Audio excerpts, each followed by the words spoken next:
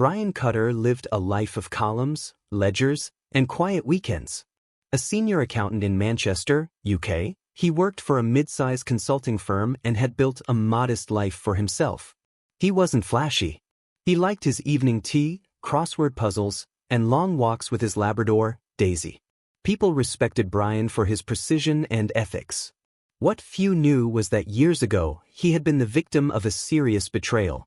12 years earlier, a close friend named Peter had borrowed a large sum from Brian to start a small cafe.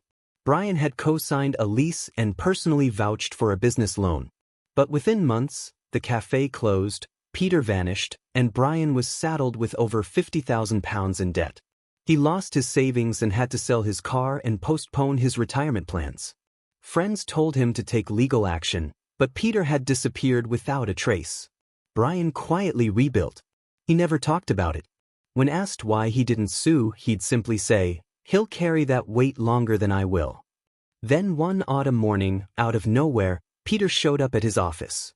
He looked older, thinner, worn out by guilt. "I have no right to ask for anything," he said, choking up. "But I needed to say sorry, in person." Brian was stunned. Rage flickered briefly, but it was overshadowed by a greater emotion: sadness. Peter explained he'd been in rehab, had gotten clean, and was now working at a mechanic's shop. He handed Brian a check for £2,000. "It's all I have, but I'll send more every month," he promised. Brian looked at the check, then at his old friend. "You've carried this burden long enough," he said softly. "Keep the money. Pay it forward." Peter began to cry. "Why?" he asked. "After what I did? Because I'd rather be remembered as someone who let go, not someone who held on." The story quietly circulated through Brian's office and eventually his town. His act of forgiveness touched people in ways he never expected. Months later, a young intern told him, "I heard what you did for your friend. It made me call my brother again after 10 years." Brian never sought applause. He just continued his quiet life.